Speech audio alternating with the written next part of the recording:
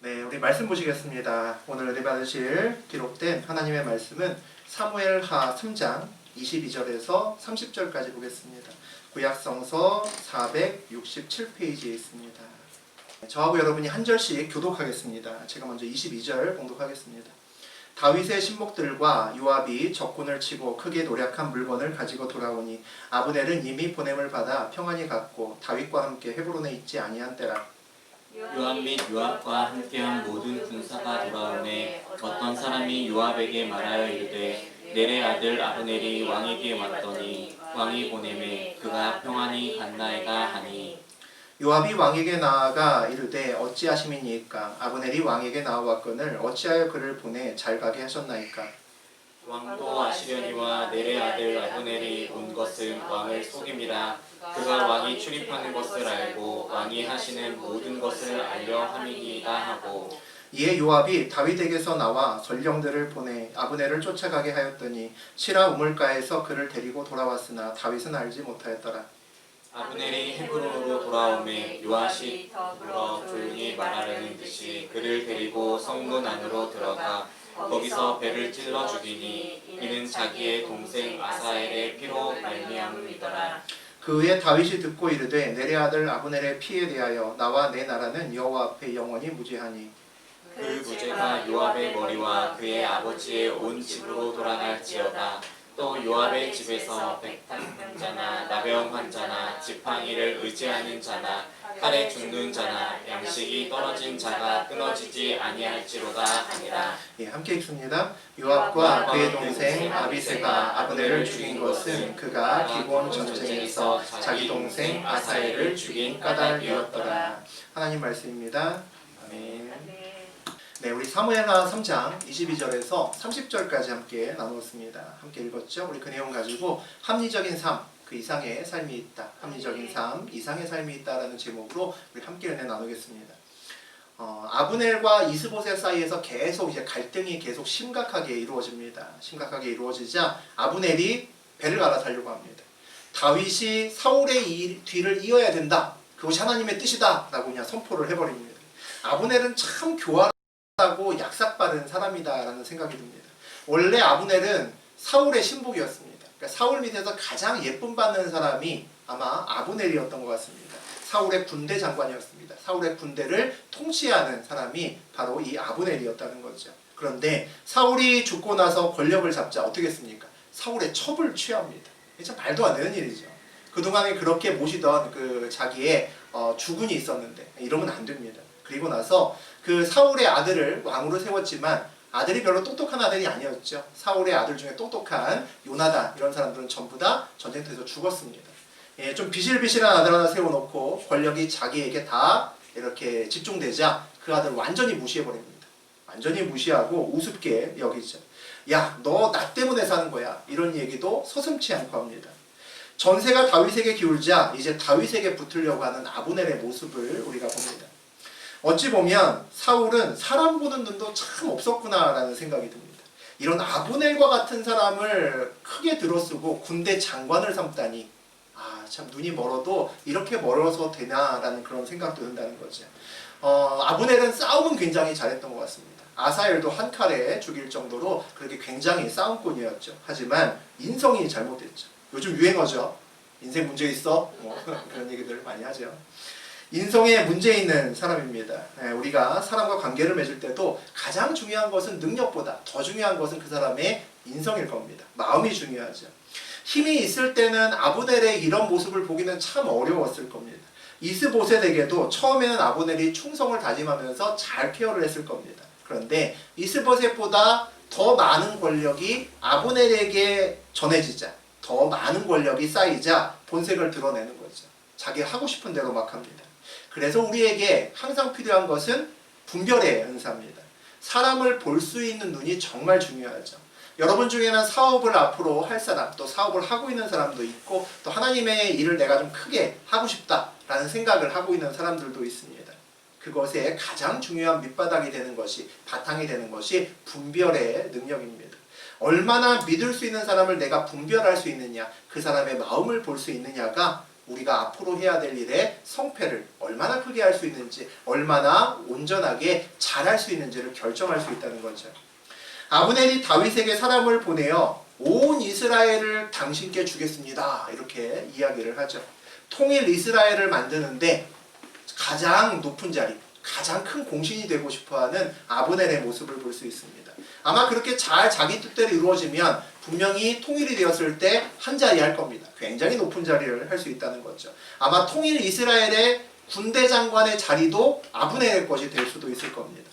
그리고 이 제안에 다윗도 수락을 합니다. 그래서 아브넬이 다윗에게 와서 결국 서로 간에 협약이 맺어지죠. 잔치가 벌어지고 다윗은 많은 축복을 하면서 아브넬을 평안하게 보냈습니다. 이제 머지않아서 다윗에게로 그 기다렸던 온 이스라엘이 오는 일이 정말 카운트다운이 된 거죠. 얼마 남지 않았습니다.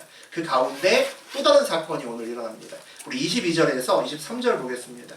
다윗의 신복들과 요압이 적군을 치고 크게 모략한 물건을 가지고 돌아오니 아브넬은 이미 보냄을 받아 평안히 갔고 다윗과 함께 헤브론에 있지 아니한 때라. 요압 및 요압과 함께한 모든 군사가 돌아오매 어떤 사람이 요압에게 말하여 이르되 내래 아들 아브넬이 왕에게 왔더니 왕이 보내매 그가 평안히 갔나이다 하니. 마침 다윗이 없을 때 요압과 다윗의 부하들이 전쟁에서 승리하고 이렇게 돌아옵니다. 전쟁에 승리했으니, 전쟁에서 이겼으니 얼마나 기분 좋았겠습니까? 어깨에 힘 딱 들어가고 아주 기분 좋게 노래 부르면서 돌아옵니다. 근데 요압이 이야기를 듣습니다. 아브넬이, 원수죠, 아브넬이 다윗을 만나고 아주 평안하게 돌아갔다라는 이야기를 전해 듣습니다. 기분이 어땠을까요? 피가 거꾸로 아마 끓었을 겁니다.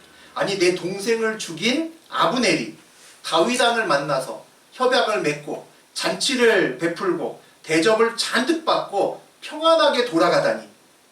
아브넬과 다윗 사이에 이런저런 협약의 내용을 들었음에도 불구하고 아마 그의 마음은 쉽지 않았을 겁니다.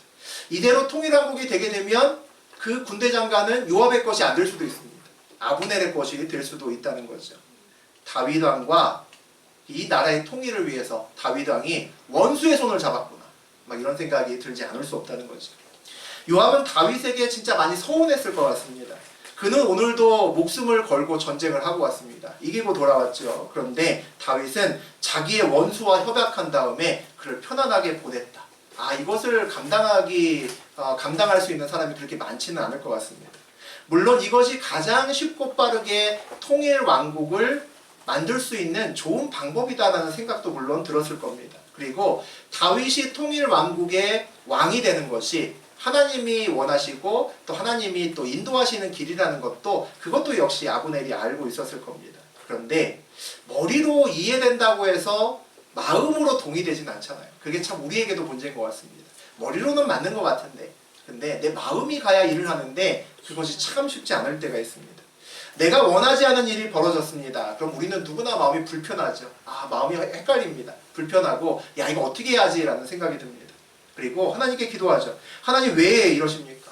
우리는 당황하고 난감해합니다. 설사 그 이유가, 그 길로 가야 되는 이유가 내 머릿속에 이해가 된다고 해도 마음이 편해지는 건 아닙니다. 합당하다고 생각되어도 내 마음이 가기 싫으면 그 여전히 가기 싫은 마음은 같다는 거죠. 우리가 이유를 안다는 것이 마음으로 동의되는 것과는 좀 다른 것이기 때문입니다. 여전히 이건 진짜 안 되는데, 이거는 진짜 그냥 넘어갈 수 없어, 그런 생각들이 들죠. 요압은 어떻게 했는지 보겠습니다. 24절과 25절 보자. 요압이 왕에게 나아가 이르되 어찌하심이니까? 아브넬이 왕에게 나아왔거늘 어찌하여 그를 보내가게 하셨나이까? 왕도 아시려니와 내리 아들 아브넬이 온 것은 왕의 속임이라. 그가 왕이 출입하는 것을 알고 왕이 하시는 모든 것을 알려 함이니이다 하고. 요압이 원하지 않는 소식을 들은 다음에 처음에 한 것은 뭐였습니까? 불평하는 거였습니다. 불평하는 거였죠. 다윗 함께 가서 불평합니다. 요압은 다윗 왕에게 아니 왜 아사엘을 죽인 원수를 그냥 보냈습니까? 아사엘은 당신 다윗의 친족이기도 하잖아요. 이러면서 이렇게 따지지 않았습니다. 그렇게 따지지 않았습니다. 아브넬이 지금 말하고 있는 것은 모두 다 거짓말입니다 라고 이야기를 합니다. 그리고 왕을 속이는 것이고 왕을 영탐하기 위해서 그가 온 것이지 그를 믿지 마십시오, 이렇게 이야기를 합니다. 그런데 사실은 그 말이 사실은 아니죠. 사실일 수도 있고 아닐 수도 있습니다. 아브넬의 입에서 심증만 있지 물증도 있지 않은 얘기고, 그간의 아브넬의 삶을 봤을 때 요압이 생각할 때 그렇게 생각한다는 겁니다. 왜 자기 마음을 솔직히 이야기하지 않고 확인되지 않은 엉뚱한 사실로 다윗을 설득하려고 할까? 이유가 뭘까라는 생각이 듭니다. 아브넬을 통해서 통일 왕국이 되는 것은 정말 바라지 않는 겁니다. 요압 입장에서 그건 정말 끔찍한 일입니다. 더군다나 그 길을 아브넬의 길로 간다면 자기의 입지도 좁아지고 자기의 원수가 날뛰는 꼴을 봐야 된다는 거죠. 그래서 아브넬은 반드시 제거해야 될 그 대상이고, 아브넬의 제안은 반드시 거짓말이어야 됩니다. 그래야 그를 통해서 통일왕국 자체가 만들어지는 것을 막을 수 있기 때문이죠. 아브넬은 이 통일이 되는데 반드시 걸림돌이 되어야 됩니다. 우리도 이 길이 맞는 것 같은데, 아는데 가기 싫을 때 요압처럼 그렇게 행동할 때가 굉장히 많습니다. 이거 분명 하나님이 원하시는 길이 아니야. 일단 부인하고 시작합니다. 요압처럼 확인되지 않는 일을 사실인 것처럼 어떻게든지 근거를 들이대서 우길 때가 많습니다. 그 사실 그 마음의 한구석에는 정말 하고 싶지 않고 정말 가고 싶지 않기 때문이죠. 내 뜻과 다른 원하지 않는 길 앞에서 우리도 대부분 요압처럼 보통 불평으로 시작합니다. 그리고 심증만으로 이성적이고 합리적인 증거를 어떻게든지 만들어서 돼서라도 그 길을 가지 않으려고 노력합니다. 오늘 요압도 그런다는 거죠. 26절과 27절 보겠습니다. 이에 요압이 다윗에게서 나와 전령들을 보내 아브넬을 쫓아가게 하였더니 시라 우물가에서 그를 데리고 돌아왔으나 다윗은 알지 못하였더라. 아브넬이 헤브론으로 돌아오매 요압이 더불어 조용히 말을 하는 듯이 그를 데리고 성문 안으로 들어가 거기서 배를 찔러 죽이니 이는 자기의 동생 아사엘의 피로 말미암이었더라. 그렇게 요압이 불평하고 부정적인 근거를 대며 아브넬을 향한 다윗의 마음을 돌리려고 아마 노력을 많이 했을 겁니다. 그런데 일은 이미 벌어졌고 이미 평안이 갔고, 그리고 다윗 왕도 요압의 말에 별 반응을 보이지 않는 것을 볼 수 있습니다. 다윗 왕의 마음이 바뀌지 않는다는 거죠. 이쯤 얘기 설득하고 했으면 그냥 포기하는 것도 좋았을 것 같은데 아브넬은 포기하지 않습니다. 더 나아갑니다. 요압은 포기하지 않고 자기 부하들을 서둘러 보냅니다. 아브넬을 따라 보내죠. 그래서 몰래 아브넬을 데리고 옵니다. 그리고 기니 할 말 있어 라고 거짓말을 하죠. 몰래 으슥한 곳으로 데리고 갑니다. 옥상으로 데리고 가서 거기서 그를 생명을 빼앗는 일을 합니다. 결국 자기 원하는 대로 그냥 했습니다. 내질렀다는 거죠. 그런데 여기서 참 이해되지 않는 것 중에 하나가 있습니다. 요압 정도 높은 위치에 있다 보면, 또 오랜 동안 다윗하고 함께 있다 보면 왕에게 할 말을 할 수도 있고 또 때로는 불평도 할 수 있습니다. 또 그만한 자리가 되죠. 그런데 왕이 편안하게 가게 한 사람을 몰래 생명을 뺏는다. 이건 있을 수 없는 일이죠. 왕과 아브넬의 평화 약속의 계약이 이미 돼 있는데, 아브넬 사이에 계약이 이미 돼 있는데 요압이 그 계약을 깨버린 겁니다. 말도 안 되는 일입니다. 다윗 입장에서는 온 이스라엘이 평안하게 올 수 있는 하나님의 계획대로 될 수 있는 이 절호의 기회를 요압 때문에 완전히 날려버리게 된 거죠. 이건 완전히 반역행위입니다. 어떻게 이런 일이 가능할까? 있을 수 없는 일이 가능할까? 이 상황을 엿볼 수 있는 말이 있습니다. 우리 39절 한번 읽어보죠. 내가 기름 부음을 받은 왕이 되었으나 오늘 약하여서 수르야의 아들인 이 사람들을 제어하기가 너무 어려우니 여호와는 악행한 자에게 그 악한 대로 갚으실지로다 하니라. 이 일을 겪은 다음에 다윗이 내뱉은 말입니다. 심경이죠.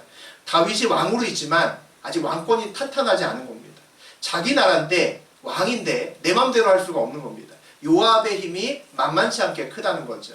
요압이 마음에 안 든다고 너 가만 안 둬? 너 바로 감옥 가. 이렇게 얘기할 수 없는 상황이라는 겁니다. 그러고 보니까 이제 요압의 행동도 이해가 됩니다. 사람은 누울 때 보고 다리를 뻗는 거죠.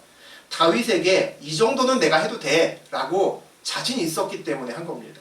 다윗의 말이라도 내가 아니라면 어길 수도 있지 뭐 라고 생각할 수 있었기 때문에 말도 안 되는 일을 저질렀던 거죠. 그리고 불평했을 때 다윗이 화를 내거나 나무라지도 않고 별 반응도 하지 않았던 것도 이해가 됩니다. 다윗 왕도 요압이 불편했기 때문입니다. 원하지 않는 소식을 들은 요압은 결국 자기만의 방법으로 일을 해결합니다. 다윗의 뜻을 어기고 아브넬을 죽이는 일을 선택을 한 거죠. 이는 자기의 동생 아사엘의 피로 말미암음이었더라 라고 되어 있습니다. 동생을 죽인 원수이기 때문에 결국 참지 못하고 화를 내서 이를 그르쳤다라고 되어 있습니다. 하지만 아브넬이 아사엘을 죽인 것은 사실 전쟁 중에 일어난 일이었죠. 더구나 우리도 알지만 아브넬은 아사엘을 죽이고 싶지 않았습니다. 야, 나 너하고 싸우기 싫어. 나 요압 얼굴 못 보잖아. 딴 데로 가. 라고 밀어도 계속 쫓아왔고 싸움을 걸어도 창 뒤끝으로 싸웠습니다. 그럼에도 불구하고 공을 세우고 싶어서 아사엘이 지나치게 달려들어서 덤볐기 때문에 그 사이에서 죽은 겁니다. 모든 사실을 알고 있는 우리는 사실 그 죽음에 아브넬의 탓을 돌리기는 조금 어렵다라는 생각도 사실 듭니다. 이번에는 다윗도 원하지 않는 결과 앞에서 서게 됐습니다. 다윗은 아브넬을 평안히 보내고 그를 통해서 하나님이 약속하신 이스라엘의 온 땅을 얻으려고 했습니다. 그런데 요압이 사고를 친 거죠. 쳐도 큰 사고를 쳤습니다. 다윗은 난감했을 겁니다. 이제 하나님의 약속대로 온 이스라엘이 내 것이 되는 것이 눈앞에 있었는데 바로 손만 뻗으면 잡을 수 있을 것 같았는데 한순간에 날아갔습니다. 사실은 다윗도 죽은 아사엘의 친족입니다. 사촌지간이거든요. 정말 쉽지 않은 아주 가까운 사이입니다. 그리고 아사엘은 다윗이 아끼는 또 용사이기도 했을 겁니다. 다윗도 아사엘을 죽인 아브넬과 협상하고 그를 편안하게 밥 먹여서 보내는 것이 쉽지 않았을 겁니다. 그렇게 보내고 싶지 않았겠죠. 그럼 다윗은 왜 그랬을까요? 통일왕국의 자리가 너무 탐나서 그랬을까요? 28절과 29절 한번 읽어보겠습니다. 그 후에 다윗이 듣고 이르되 넬의 아들 아브넬의 피에 대하여 나와 내 나라는 여호와 앞에 영원히 무죄하니 그 죄가 요압의 머리와 그의 아버지의 온 집으로 돌아갈지어다. 또 요압의 집에서 백탁병자나 나병 환자나 지팡이를 의지하는 자나 칼에 죽은 자나 양식이 떨어진 자가 끊어지지 아니할지어다 하니라. 요압이 아브넬을 죽인 사건을 앞에 놓고 다윗이 먼저 이 일에 다윗과 그의 나라가 하나님 앞에서 죄가 없다라고 선포합니다. 무슨 얘기인가요? 아브넬을 통해서 통일왕국을 건설하는 것이 하나님의 뜻이었다라고 다윗은 확신하는 겁니다. 완전히 아브넬과 다른 생각을, 요압과 다른 생각을 하고 있다는 거죠. 불편한 아브넬과 협상하고 잔치 베풀고 잘 먹여서 돌려보낸 것이 다윗이 좋아서 한 일은 아니었다는 거죠. 하나님의 뜻이었기 때문에 어쩔 수 없이 순종한 거다라고 이야기를 합니다. 요압이 그런 말을 들은 요압이 이 다윗의 이야기에 동의할 수 있었을까요? 쉽지 않았겠죠. 아브넬을 통해서 하나님께서 통일왕국을 이루실 거다라는 그 계획을 그가 인정하기는 어려웠을 것 같습니다. 우리가 요압이라면 내가 진짜 잘못했네 했을까요? 아니었을 것 같습니다. 분명히 다윗 왕은 동생 아사엘을 죽인 원수임에도 불구하고 통일왕국의 자리가 탐나서 그랬을 거야 라는 생각을 할 가능성이 훨씬 더 높죠. 야, 다윗 왕도 이권이 눈앞에 있으니까 세상에 날 배시네, 이런 마음이 요압은 당연히 들었을 겁니다. 이번에는 심지어 다윗이 요압을 저주하기 시작합니다. 요압의 집에서 백탁병자나 나병 환자나 지팡이를 의지하는 자나 칼에 죽는 자나 양식이 떨어진 자가 끊어지지 아니할지로다. 저주의 내용이 근데 살벌하죠. 요압의 집에서 앞으로 몹쓸 병을 앓는 자가 끊이지 않는다는 겁니다. 거동이 불편해서 지팡이가 없으면 움직이지 못하는 사람이 끊어지지 않을 거라는 겁니다. 앞에서 요압이 막 투덜거릴 때 다윗이 얘기 안 했습니다. 왜 아사엘을 죽인 사람을 그냥 돌려보내냐는 식으로 투덜거릴 때도 그냥 내버려 뒀습니다. 요압과 부딪히는 것이 다윗도 불편했기 때문이죠. 그런데 이번에는 아주 강하게 비난하면서 저주까지도 합니다. 그런데 이 다윗의 저주가 그냥 감정적이 아니라는 것에 우리가 좀 초점을 맞출 필요가 있습니다. 야, 네가 내 앞길을 막어? 네가 그러고도 네 인생 잘 될 것 같아? 너 잘 되나 내가 두고 볼 거야. 이런 의미가 아닙니다. 그 죄가 요압의 머리와 그의 아버지의 온 집으로 돌아갈지어다 라고 이야기를 합니다. 하나님을 이야기한 다음에 바로 그 이야기를 한다는 거죠. 무슨 얘기입니까? 그 죄라는 것은 하나님의 뜻에 반하는 죄를 얘기합니다. 하나님의 뜻에 순종하지 않은 죄를 얘기하는 거죠. 그 죄를 네가 지었다라고 이야기를 하는 겁니다. 자기에게 그냥 불평할 때는 별 반응을 하지 않던 다윗이 하나님의 뜻에 걸림돌이 된다고 생각하니까 굉장히 강하게 비난하는 모습을 볼 수 있습니다. 그럼 요압은 이 저주를 어떻게 생각했을까요? 요압의 반응이 나와 있지 않습니다. 충분히 투덜거리거나 크게 이야기를 할 수 있는 상황임에도 말하지 않는다는 거죠. 요압이 크게 신경 쓰지 않았을 수도 있겠다라는 생각이 듭니다. 왜냐하면 그 저주는 하나님의 뜻을 거스른 자, 그 하나님의 뜻에 대적하는 자에게만 해당되는 저주입니다. 요압이 자기의 그 행동, 아브넬을 죽인 그 행동이 하나님의 뜻을 방해했다고 생각할까요? 여러분 어떻게 생각하십니까? 저는 생각보다 많은 사람들이 성경의 말씀을 생각보다 그렇게 두려워하지 않는다라는 생각이 듭니다. 어떤 두려운 상황이 막상 벌어지면 내가 뭐 잘못한 거 있나? 내가 뭐 하나님한테 뭐 잘못한 거 있나? 그런 생각을 하는 경우들도 있지만 보통 심각하게 고민하지 않습니다. 왜 그러냐면 대부분의 사람들은, 또 교회를 다니는 사람들은 내가 하나님의 뜻에 걸림돌이 되는 자리에 서 있다고는 보통 생각하지 않습니다. 성경에 수많은 복의 말씀이 있지만 만만치 않게 저주의 말씀과 징계의 말씀도 무진장 많습니다. 우리는 복의 말씀은 기억하고 저주의 말씀은 대충 스킵하고 넘어갑니다. 마음에 담아두고 싶어 하지 않는다는 거죠. 성경의 수많은 저주의 말씀을 통과한다는 것은 다른 말로 하면 말씀을 두려워하지 않는다라는 이야기도 됩니다. 우리가 주일마다 우리 교회에서는 가장 기본적인 하나님의 삶의 지침인 10계명을 저하고 여러분이 한 절씩 서로 번갈아 읽습니다. 낭독하죠. 사실 그 가장 기본적인 10개의 계명을 읽는 가운데도 저하고 여러분의 마음속에 찔림이 있을 때가 사실은 꽤 있습니다.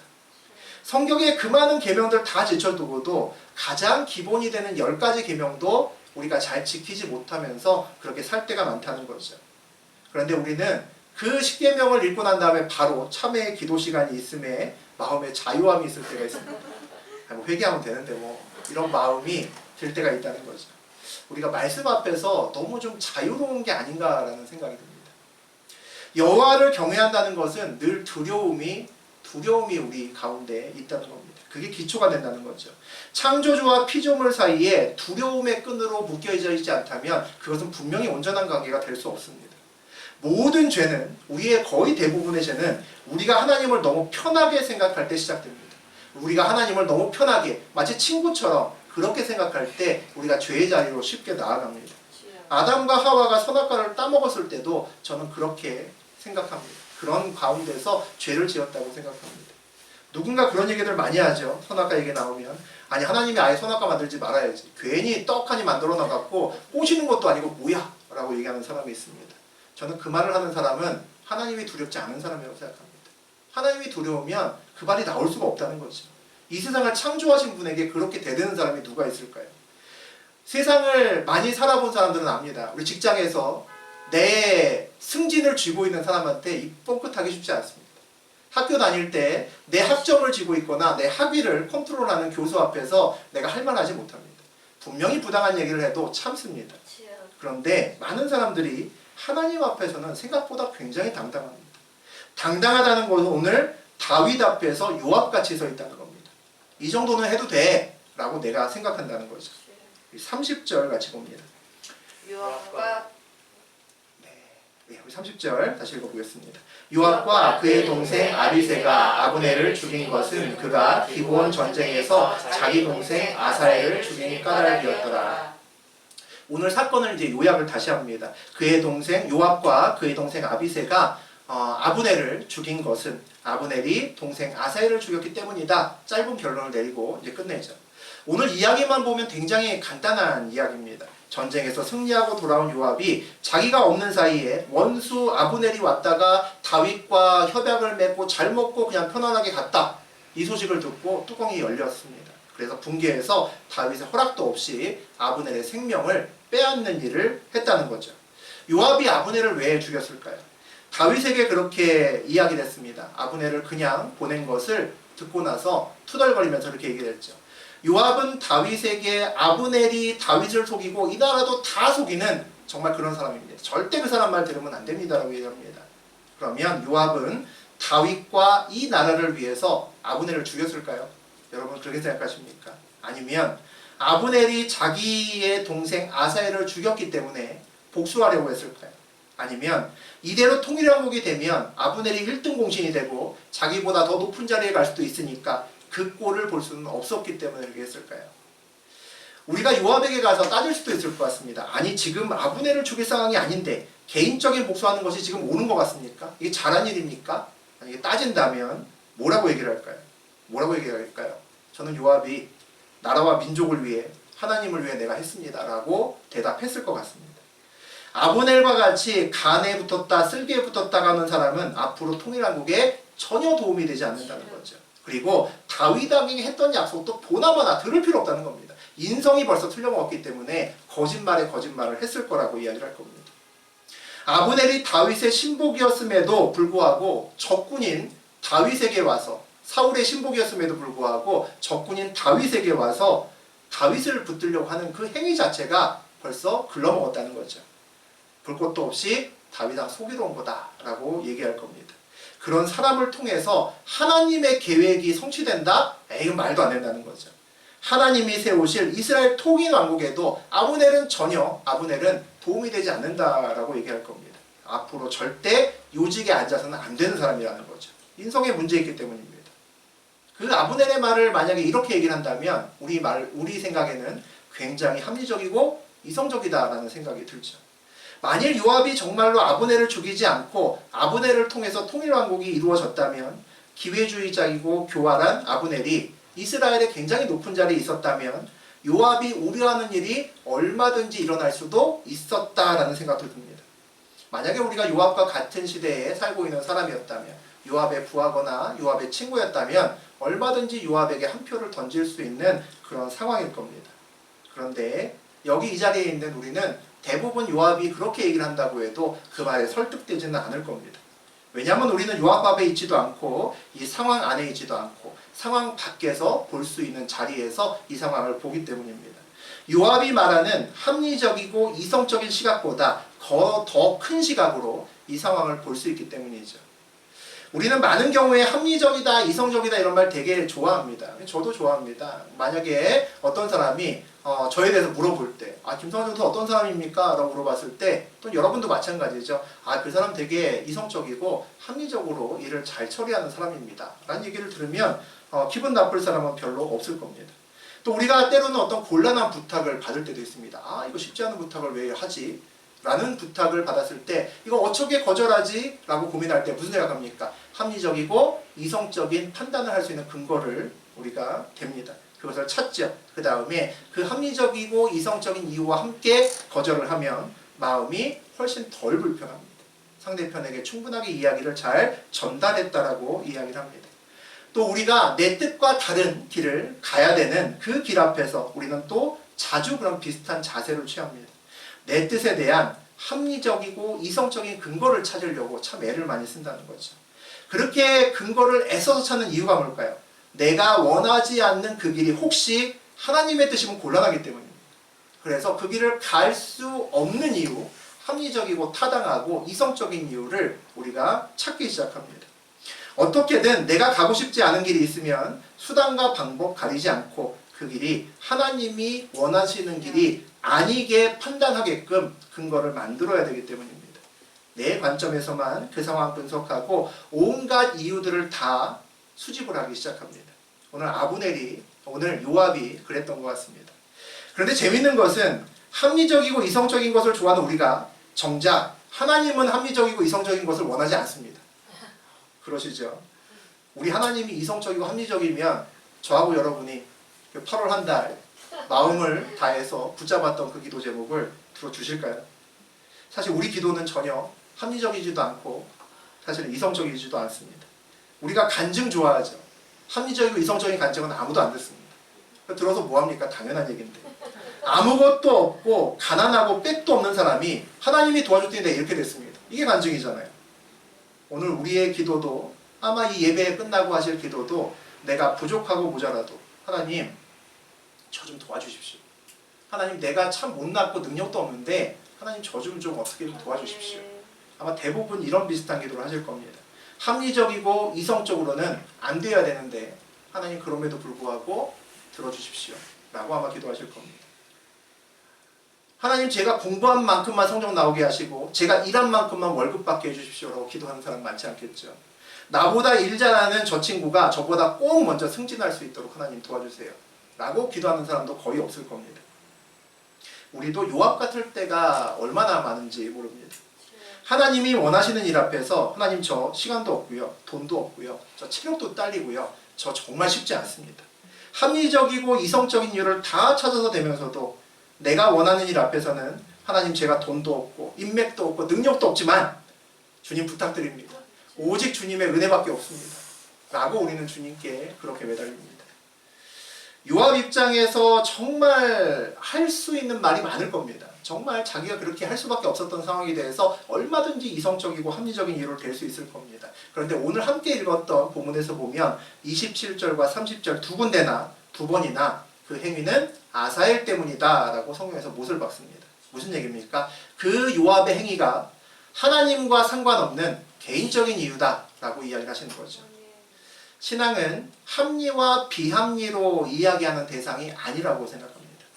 신앙을 합리적이고 이성적으로 다루겠다는 것은 사람의 눈으로 판단하겠다는 겁니다. 신앙이 이성적으로 다 이해된다면 저는 그것은 더 이상 신앙이 아니라 과학이라고 생각합니다. 과학이라는 것은 믿을 대상이 아니라 이해하고 분석하고 알아야 되는 대상으로 바뀐다는 겁니다. 우리의 신앙은 그렇게 될 수 없다는 거죠. 우리는 목표를 설정하고 그것에 맞게 합리적이고 이성적인 수단과 방법을 마구마구 찾아가며 목표에 어떻게든지 도달하려고 애쓰는 그런 삶을 살지 않습니다. 그것은 하나님을 모르는 세상 사람들의 삶입니다. 우리는 목적이 우리를 끌고 가는 그런 삶을 사셔야 됩니다. 여러분은 처음 하나님의 존재를 어떻게 인식하셨는지 모르겠습니다. 아마 비슷하실 겁니다. 저는 그랬습니다. 이제 뭘 하면 좋을까? 아무것도 하고 싶지도 않고 할 수 있는 것도 없고 다 놓고 싶은 그런 순간이 있었습니다. 그렇게 넋놓고 하염없이 앉아있는데 그때 한 번도 제 눈에 보이지 않았던 손이 조금씩 보이는 것을 느껴지는 것을 그때 알았습니다. 내가 이성적으로 판단하고 합리적인 방법으로 사는 것이 다야 라고 생각하고 살았었는데 나를 인도하는 다른 손길이 있다는 것을 처음 느끼기 시작했던 그 날이 있었습니다. 당시에 정말 당황스러웠죠. 이 뭐지? 라는 생각이 들었습니다. 그것을 느끼기 시작하는 것이 신앙의 첫걸음입니다. 시작이라는 거죠. 와, 뭔가 있구나. 내가 알지 못하는 뭐가 있네. 라는 것이 보이는 순간부터 신앙이 시작됩니다.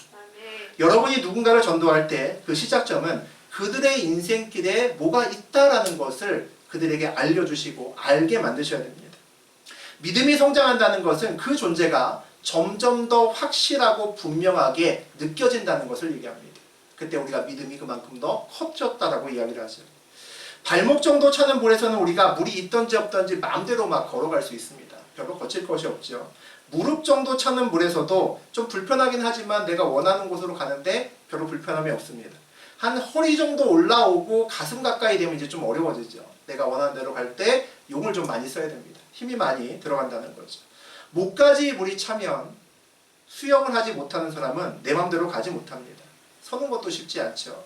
물결이 흘러간다면 흐르는 물결에 몸을 그냥 두고 따라가는 것이 훨씬 더 편합니다. 신앙이 없는 사람의 눈에는 물이 잘 보이지 않습니다. 그리고 혹시 느껴진다 하더라도 무릎 정도라고 생각합니다. 내가 맘만 먹으면 얼마든지 헤치고 나갈 수 있다고 생각을 하죠. 신앙이 깊어지면 아 그게 아니구나. 생각보다 물이 꽤 깊네 라는 것이 느껴집니다. 신앙이 깊어지면 그동안 목까지 물이 차 있었는데 그것도 모르고 내가 내 힘으로 이성적으로 합리적으로 살려고 정말 아둥바둥 애 많이 쓰고 살았구나라는 생각이 듭니다. 아마 여러분도 그러실 겁니다. 나를 이끄시는 것이 선한 하나님임을 믿으면 여러분과 제가 힘을 뺄 수 있습니다. 그냥 그 물결에 내 몸을 맡길 수 있다는 거죠. 목까지 차 있는 물속에서 억지로 중심 잡으면서 내가 가고 싶은 곳으로 가기 위해서 깻끼발 뛰고 그렇게 억지로 가려고 애쓰지 않아도 된다는 겁니다. 내가 가고 싶지 않은 길이 만약에 저하고 여러분의 눈앞에 있다면 그 길을 가지 말아야 될 합리적이고 이성적인 이유를 찾는 것이 아니라 사실은 기도해야 되는 시간입니다. 그 길이 주님이 인도하시는 길이 맞는지 나를 향한 이 물결이 그곳으로 가는 것이 맞는지만 확인하면 된다는 거죠. 하나님 앞에서 합리적이고 이성적인 근거를 대면서 하나님을 늘 설득하려고 하는 삶은 피곤합니다. 그리고 또 그대로 사라지지도 않습니다. 그런 삶은 내가 사는 삶이죠. 합리적이고 이성적인 방법으로 저하고 여러분이 사는 그런 삶입니다. 합리적이고 이성적인 삶, 그 이상의 삶이 분명히 있습니다. 그냥 물이 나를 끌고 가는 곳으로 힘을 빼시면 됩니다. 그런 삶이 목적이 이끄는 삶이라고 이야기를 합니다. 그래서 하나님께 이끌려가는 삶을 산다는 것은 평안한 삶이고 기쁜 삶입니다. 아멘. 내가 사는 삶이 아니라, 내가 내 힘으로 사는 삶이 아니라 주님의 힘으로 사라지는 삶이기 때문입니다.